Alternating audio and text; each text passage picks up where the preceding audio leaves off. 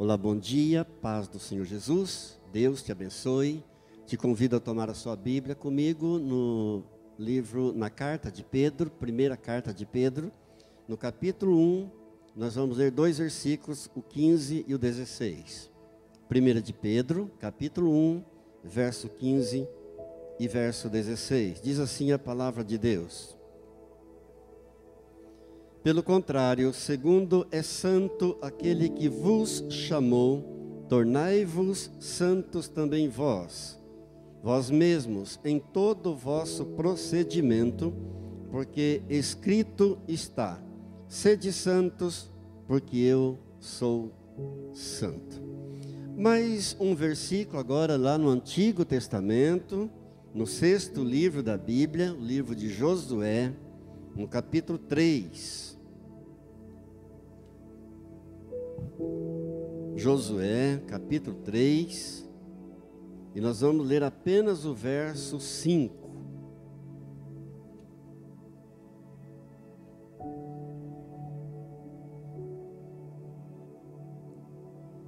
Josué 3, 5. Disse Josué ao povo: santificai-vos, porque amanhã o Senhor fará maravilhas no meio de vós. Repita comigo, por gentileza: sede santos, porque eu sou santo.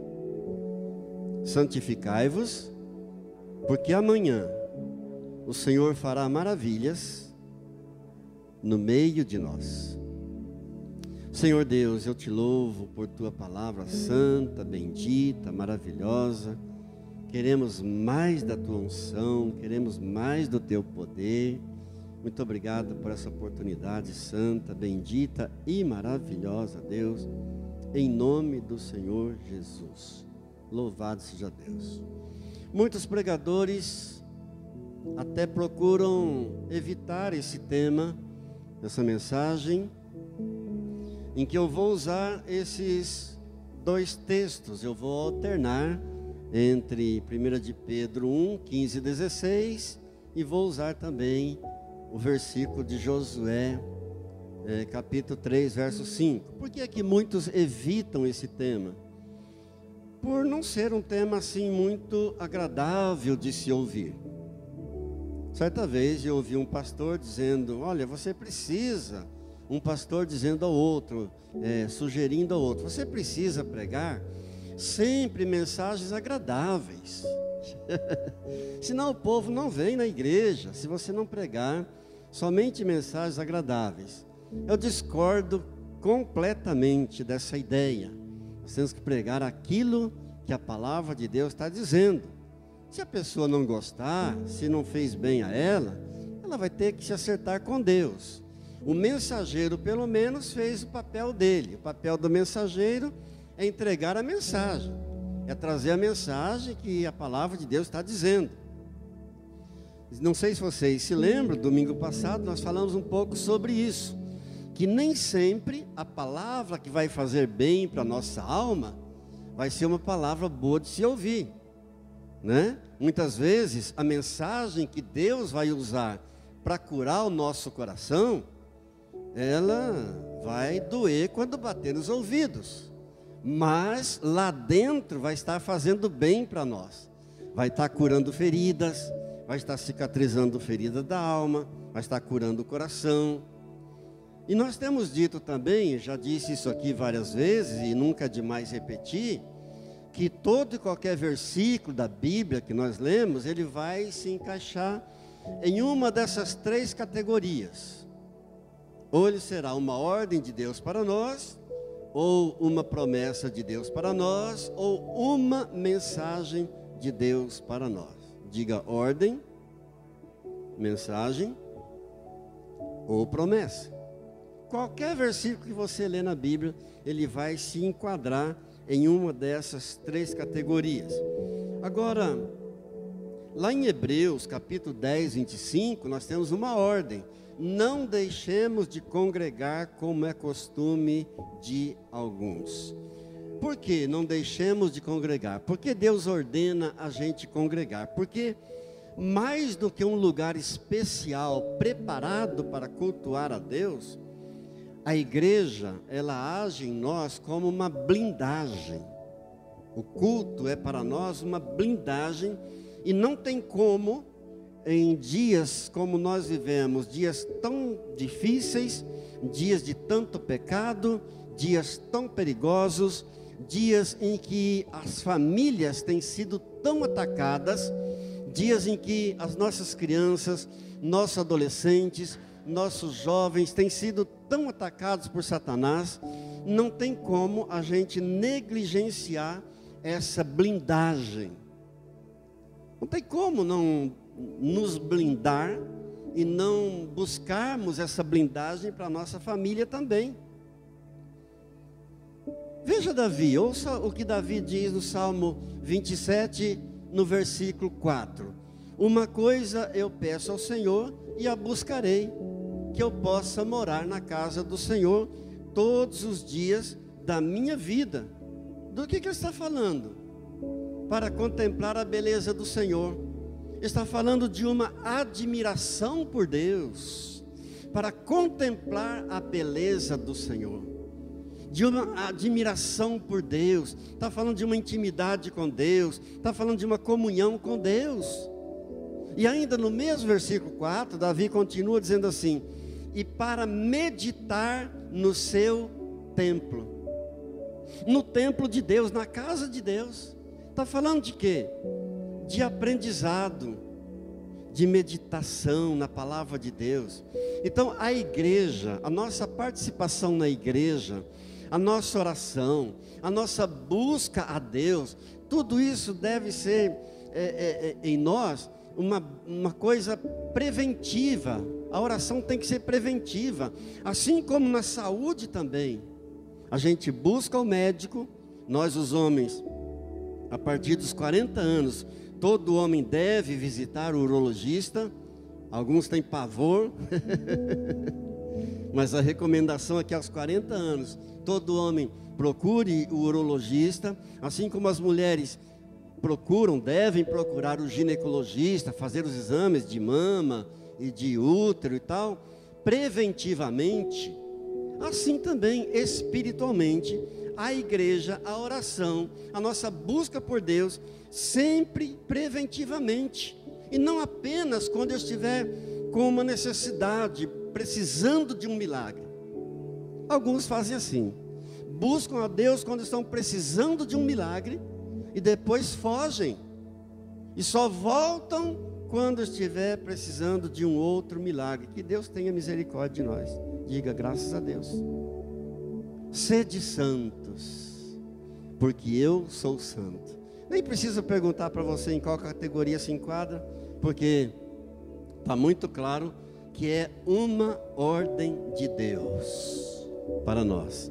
Mais que uma ordem de Deus, é uma exigência de Deus. Pastor, Deus é exigente? Sim, Deus é exigente. Ele nos dá ordens, e não está nada errado, é perfeitamente correto você dizer que Deus tem ciúmes de nós. Nosso Deus é um Deus ciumento. Amém, queridos?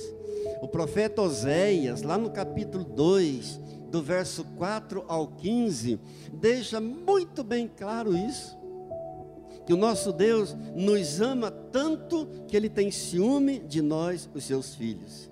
E em 1 de Pedro, no capítulo 2 e no verso 9 também, fica muito claro isso, quando ele diz assim: vós, porém, sois raça eleita, sacerdócio real, nação santa. Está falando de nós, está falando da igreja dele.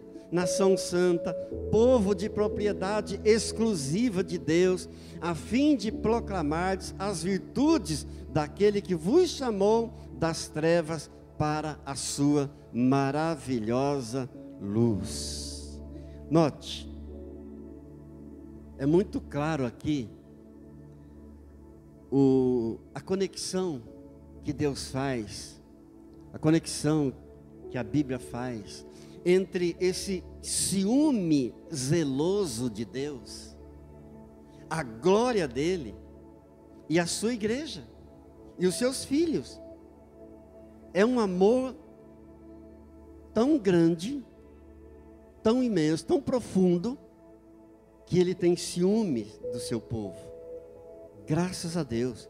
Note, Deus elegeu um povo.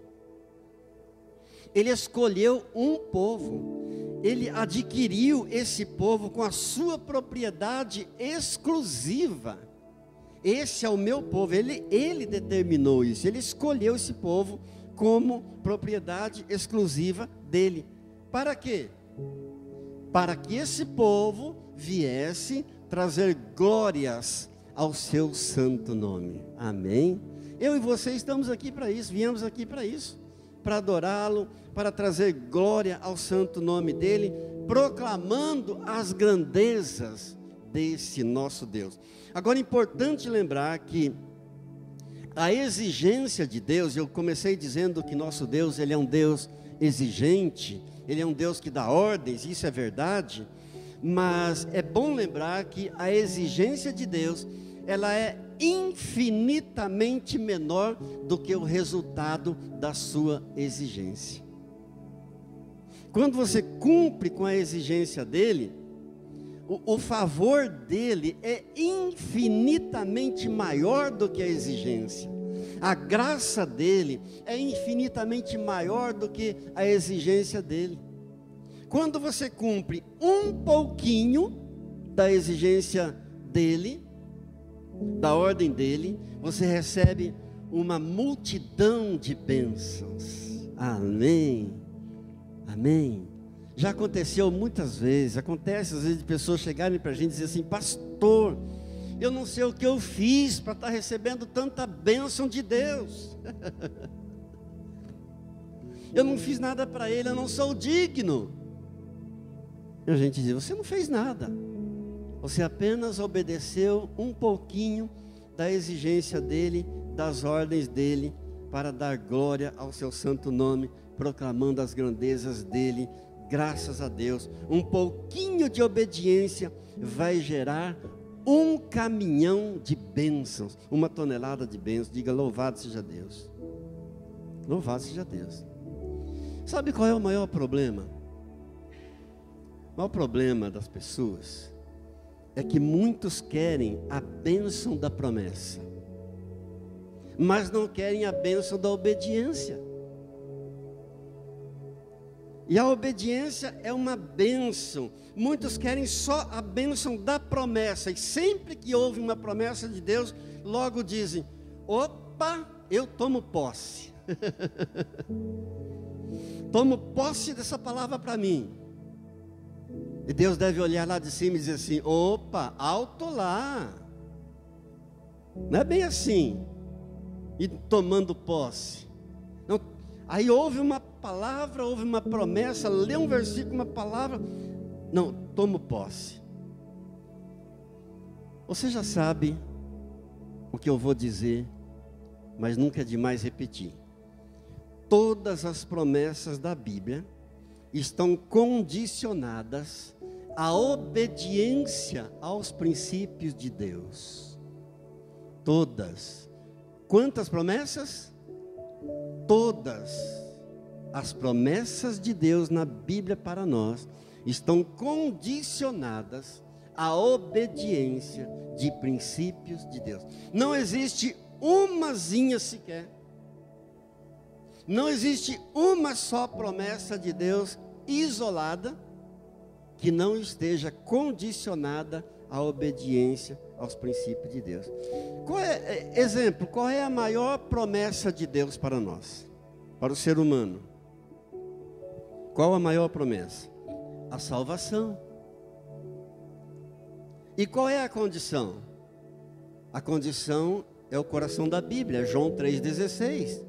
Porque Deus amou o mundo de tal maneira que enviou o seu Filho unigênito para que todo aquele que nele crê não pereça, mas tenha vida eterna. Para todo aquele que nele crê, não pereça, mas tenha a vida eterna. Lá em Hebreus, no capítulo 5, no verso 9, também nós temos isso. Uma ratificação do que eu estou dizendo. Tendo sido aperfeiçoado, está falando de Jesus Cristo, tendo sido aperfeiçoado, tornou-se o autor da salvação eterna para todos os que lhe obedecem. Para todos os que lhe obedecem. Sede santos, porque eu sou santo. Santificai-vos, porque amanhã o Senhor fará maravilhas no meio de vós. Essa ordem de Deus, precedida de uma promessa, e sempre que Ele dá uma ordem, em seguida Ele traz uma promessa, pode observar isso. Então, essa ordem de Deus aqui, esse versículo que nós estamos trabalhando aqui, santificai-vos, porque amanhã o Senhor fará maravilhas. Essa ordem precedida de uma promessa, ela está em duas etapas. A primeira etapa, santificai-vos. E interessante observar que a primeira etapa é a condição, santificai-vos. A segunda etapa é o resultado. O Senhor fará maravilhas. Santificai-vos, primeira etapa, essa é a condição. Segunda etapa é o resultado, é a promessa, porque amanhã o Senhor fará maravilhas. Agora é importante lembrar que cada etapa tem o seu tempo certo determinado. A primeira etapa, santificai-vos, tem o seu tempo. A segunda etapa, o resultado, porque amanhã o Senhor fará maravilhas, tem o seu tempo determinado, é outro tempo. É aqui que muitos ficam enroscados. É aqui que muitos ficam atrapalhados. Por quê? Porque nós somos muito imediatistas. Muito imediatistas. Nós queremos cumprir aquilo que Ele exige, mas também nós queremos a resposta dEle na mesma hora. E alguns até cobram a Deus, até exigem de Deus: Deus, eu cumpri, cadê o resultado? Deus, eu fiz a minha parte, cadê a bênção? Cadê o resultado? Somos muito imediatistas. Se você entender isso,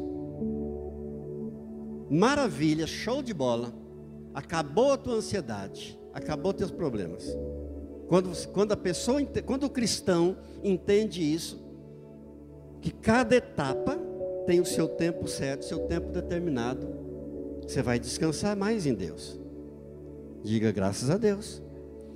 Santificai-vos, porque amanhã o Senhor fará maravilhas no meio de vós. Esse amanhã, ele pode ser amanhã mesmo. Mas esse amanhã pode ser a semana que vem. Esse amanhã pode ser o mês que vem. Esse amanhã pode ser o ano que vem. Importa é que haverá um amanhã em que o Senhor fará maravilhas. Amém? Importa que você tenha certeza de um amanhã de maravilhas para você que se santifica. Pastor, mas eu não estou vendo nada há anos. Então você precisa ouvir um hino. Há um hino que diz assim: se eu pudesse conversar com sua alma, eu diria: fique calma, isso logo vai passar. Calma, calma, não se preocupe, fique calma. Calma, calma, eu dedico esse refrão para tua alma. E a gente fica calminho. Há um tempo certo, há um tempo determinado para cada coisa. Santificai-vos.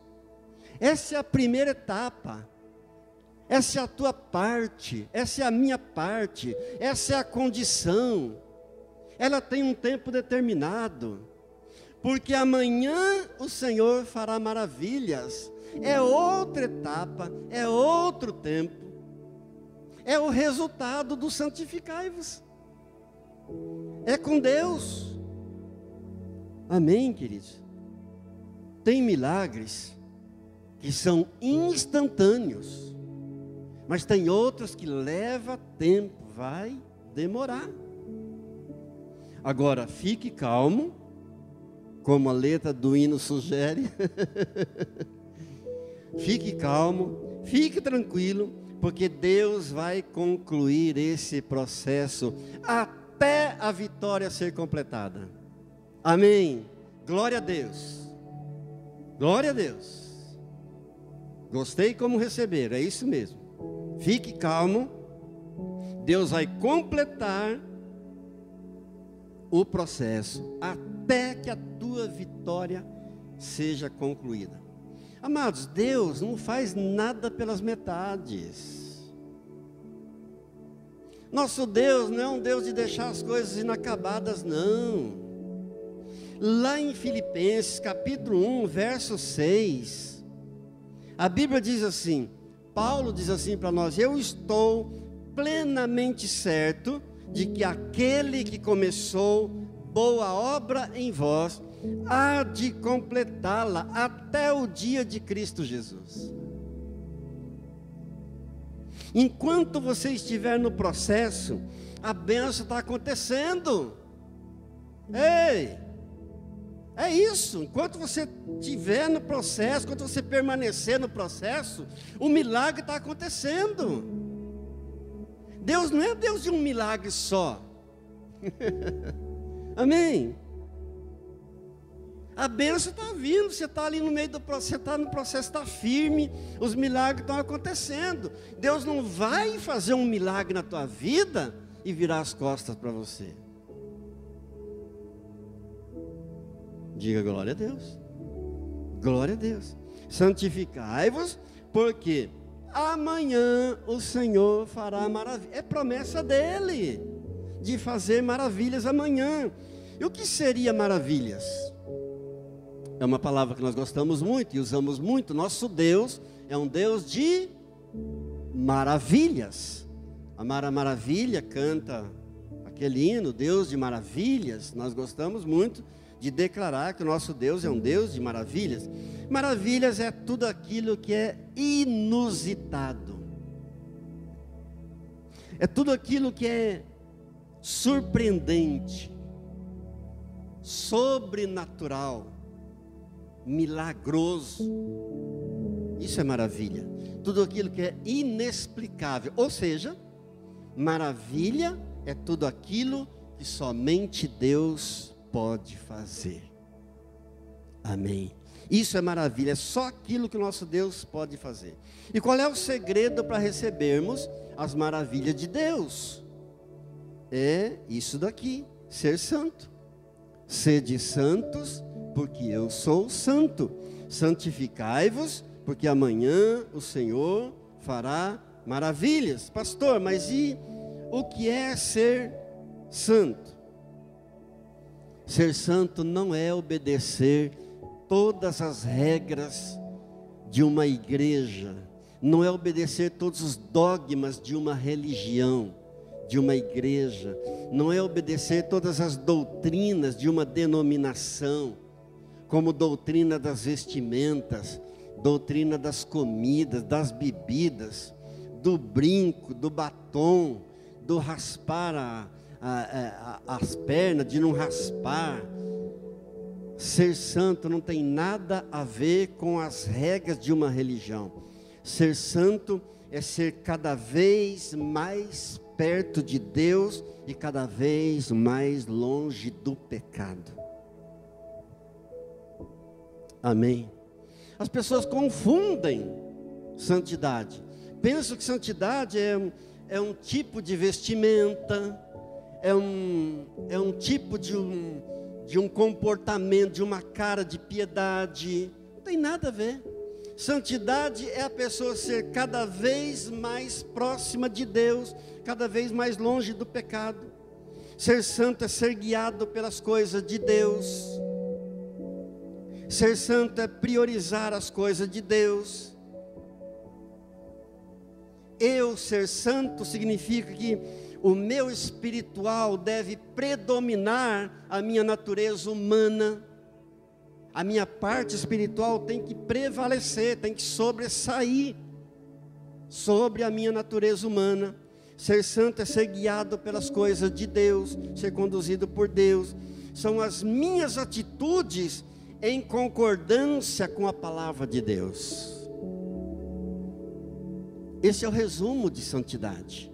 Minhas atitudes em concordância com a palavra de Deus. Ser mais perto de Deus cada vez mais e cada vez mais longe do pecado. E Paulo nos dá a receita em sua primeira carta a Timóteo. 1 Timóteo capítulo 4, verso 5, a receita perfeita da santidade. Diz assim: porque pela palavra de Deus e pela oração é santificado. Note a simplicidade do que é santidade. A simplicidade do que é ser santo. Pela palavra de Deus e pela oração é santificado. Palavra de Deus e oração. Palavra de Deus e oração. Palavra de Deus e oração. Só isso é a receita. Através da palavra de Deus, nós adquirimos mais conhecimento da pessoa de Deus. Através da oração, nós adquirimos mais intimidade com Deus. Palavra e oração, palavra e oração. Conhecimento e intimidade, conhecimento e intimidade. É a receita perfeita de santidade. 1 Timóteo 4, 5. Alguns ainda, erroneamente, pensam que santificação é uma manifestação apenas da parte de Deus, que vai descer um agir de Deus na minha vida, que eu tenho que ficar esperando essa manifestação poderosíssima de Deus um dia acontecer, descer sobre a minha vida. Não, não tem nada a ver. Não tem nada a ver. São as minhas atitudes em concordância com os princípios da palavra de Deus. Sou eu que vou produzir a minha santificação. Querem uma prova bíblica disso? Eu vou ler apenas alguns versículos de Colossenses capítulo 3, no verso 5, do 5 ao 10, que diz assim: fazei, pois, morrer a vossa natureza terrena. Sou eu que tenho que fazer morrer a minha natureza terrena. Não é uma manifestação poderosa de Deus que vai descer sobre mim para me santificar. Fazei, pois, morrer a vossa natureza terrena: prostituição, impureza, paixão lasciva, desejo maligno, avareza, que é idolatria. Por estas coisas é que vem a ira de Deus sobre os filhos da desobediência. Ora, nestas mesmas coisas andastes vós também noutro tempo, quando vivíeis nelas. Agora, porém, despojai-vos igualmente de tudo isso. Sou eu que tenho que me despojar de tudo isto: ira, indignação, maldade, maledicência, linguagem obscena do vosso falar. Sou eu que tenho que tirar o palavrão da minha boca. Não mintais uns aos outros, sou eu que tenho que parar com a mentira. Não mintais uns aos outros, uma vez que vos despistes do velho homem, e com seus feitos, e vos revestistes do novo homem, que se refaz para o pleno conhecimento, segundo a imagem daquele que o criou. Sou eu que tenho que me despir da velha natureza humana, das práticas malignas do passado, do pecado. Sou eu que tenho que me revestir das coisas de Deus, da nova natureza. Diga glória a Deus. Tem muita gente enganada. Tem muitos enganados por aí, achando que a santidade vai acontecer, vai vir. Sou eu que tenho que produzir. Eu que tenho que abandonar o pecado. Me despir das coisas velhas. Queridos, ser santo é manifestar a presença de Deus na vida dos outros. Ser santo é manifestar o caráter de Deus, os princípios de Deus na vida dos outros. Não é dizer que eu sou santo, não é falar que eu sou santo, não é me esforçar para ter uma aparência de santidade. Quando você vê alguém se esforçando para ser santo, foge dele. Essa pessoa está no engano. Alguns pensam que santificação, e precisamos desesperadamente dela, temos que trabalhá-la, temos que buscá-la, nos esforçar para ela, porque em Hebreus, no capítulo 12, verso 14, diz assim: sem santificação ninguém verá o Senhor. Então, sem santificação não haverá arrebatamento para a pessoa. Sem santificação não haverá vida eterna para a pessoa. Sem santificação ninguém verá o Senhor. E alguns pensam que ser santo é andar por aí com uma auréola na cabeça. Alguns pensam que ser santo é ser super crente, ter uma aparência de super crente, ter um nível espiritual muito superior, de maneira que todo mundo possa olhar e perceber: uau, aquela pessoa ali é santa demais. Aquela pessoa ali está num nível espiritual que eu gostaria de ter pelo menos 1%. Não, isso não é santidade. Isso não é ser santo. Não é se isolar, não é achar que é superior. Isso é vanglória. Isso é pecado de vanglória, isso é pecado de soberba. Deixa eu dizer uma verdade para você. Grave bem isso. Vou repetir: se a minha santificação, se a minha santidade não refletir na vida dos outros, não é santificação, não é santidade. Aqui mesmo, em Colossenses, agora eu vou ler no capítulo 3, 3 versículos. Colossenses 3, eu vou ler o 12, o 13 e o 14. Revesti-vos, pois. Quem que tem que se revestir? Eu. Revesti-vos, pois, como eleitos de Deus, santos e amados. Olha o que nós somos: santos e amados, até o ciúme. Revesti-vos, pois, como eleitos de Deus, que somos santos e amados, de ternos afetos de misericórdia, de bondade, de humildade, de mansidão, de longanimidade. Aleluia. Suportai-vos uns aos outros, perdoai-vos mutuamente, caso alguém tenha motivo de queixa contra outrem. Assim como o Senhor vos perdoou, assim também perdoai vós. Ou seja, o que essa palavra está dizendo? Ser santo é manifestar no outro o caráter de Deus.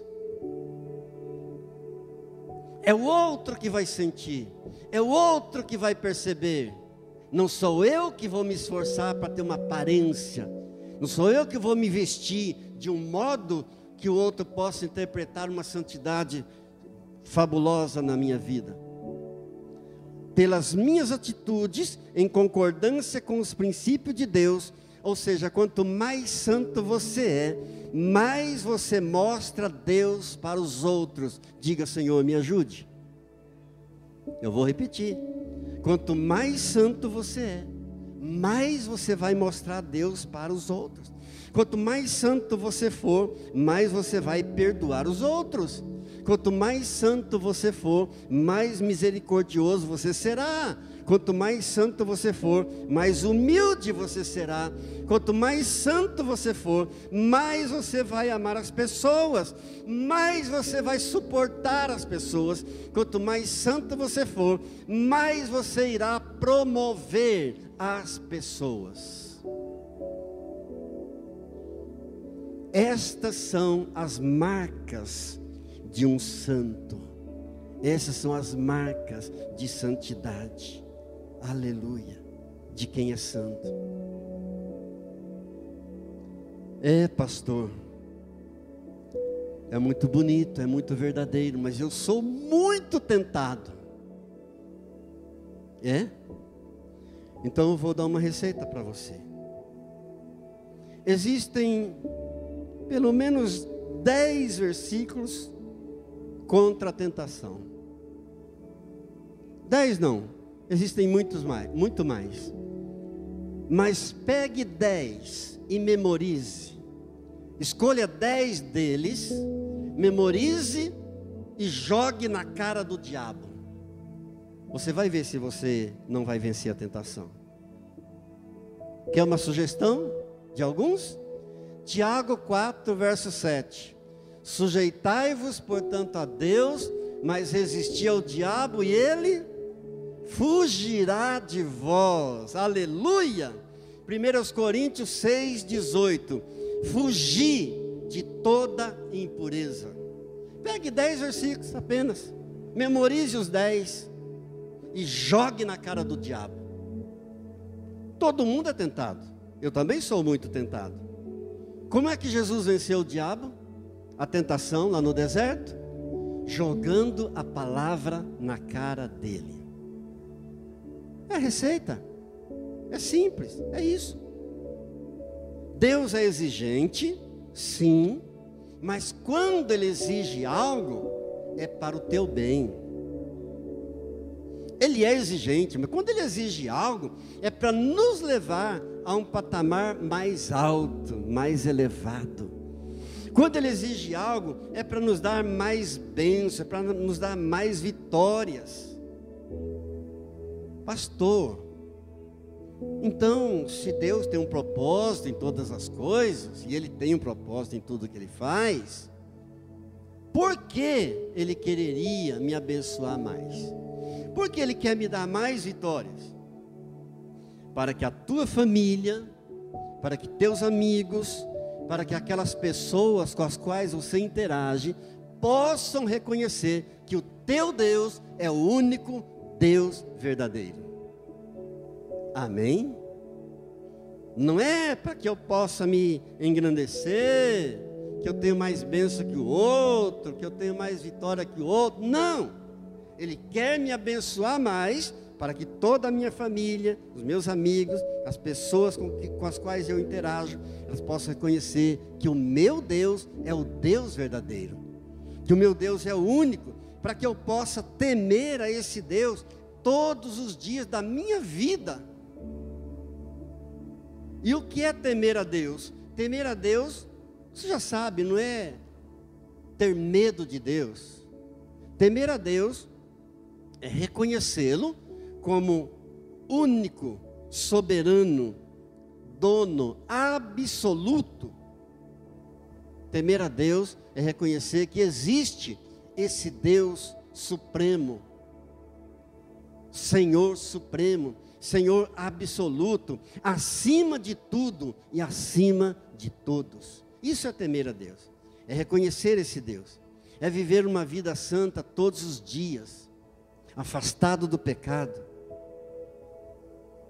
se santificando todos os dias, porque a santificação não é algo que você completa, não é algo que você alcança, concluiu, terminou. Não. Apocalipse 22:11 diz assim: aquele que é santo, continue a santificar-se. E qual será o resultado? Deus vai fazer coisas na tua vida que homem nenhum pode fazer. Deus vai fazer coisas na tua vida que dinheiro nenhum consegue fazer. Teus inimigos, aqueles que zombam de você, vão assistir estáticos à tua vitória. Vão ficar abismados, assistindo parados, você passando com a vitória.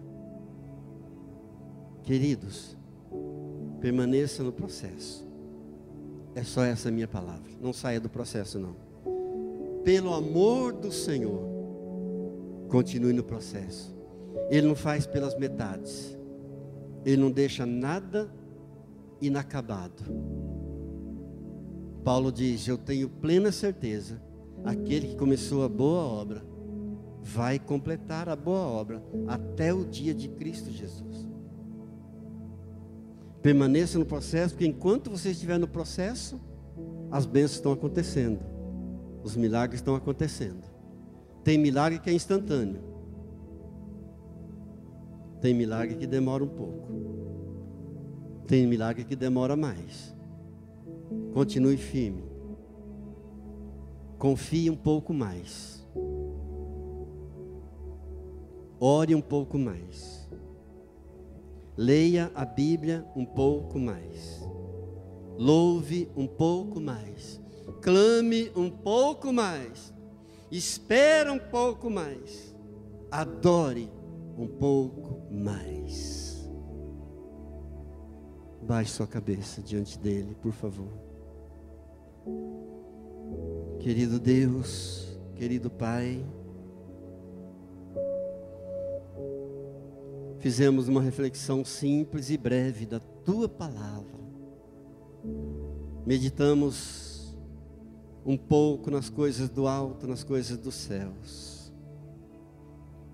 Pai Santo, não queremos apenas uma santidade de aparência, Pai. Queremos a Tua unção. Não queremos apenas emoção. Queremos a Tua unção. Precisamos desesperadamente do Senhor, Pai. Recebe, ó Deus, mais uma vez nessa manhã, a minha entrega, a oferta do meu coração, de uma forma voluntária, Pai, sem nenhum constrangimento, como sendo um ato de honra ao Senhor, único Deus verdadeiro, meu Senhor absoluto, dono da minha vida, um ato de reconhecimento da Tua soberania, Pai. Eu me rendo completamente a Ti uma vez mais, eu me quebranto, Pai, uma vez mais. Tu és o Deus da minha vida. Ah, Deus, recebe a minha oferta, de coração, Pai, porque se não for voluntária, não é oferta. Recebe a minha entrega, Pai, como um ato de fé. E eu creio que amanhã o Senhor fará maravilhas. Muito obrigado, Pai, porque Tu és um Deus maravilhoso, um Deus provedor, que cuida de mim, um Deus que é digno de toda a honra, de toda a glória, Pai. Aceita a minha oferta de amor nesta manhã. Muito obrigado, Pai. Muito obrigado, Deus. O meu corpo é a tua morada. Entra na tua casa. Fica comigo. E nunca mais saia. Eu preciso de ti, Senhor. Desesperadamente. Da tua ajuda. E da tua graça. Em nome de Jesus. Amém. Amém. Eu quero liberar uma palavra profética de bênção nesse final de culto sobre a tua vida. Fiquemos de pé, por favor, levante suas mãos para Ele. Pai Santo, Pai querido, eu proclamo agora, Deus, uma semana de bênção, de vitória, de milagres, de cura sobre os que estão enfermos, de prosperidade, ó Deus, de provisão sobre a vida de cada mantenedor desta igreja. Eu os abençoo com paz, com saúde e com alegria do Espírito Santo. Em nome de Jesus, digam amém. O Senhor te abençoe e te guarde. O Senhor volte o rosto sobre você e tenha misericórdia de ti. O Senhor sobre ti levante o rosto e te dê o shalom. Aplauda ao Senhor, Ele é digno de glória. Aleluia! Deus te abençoe. Boa semana, em nome de Jesus. Amém.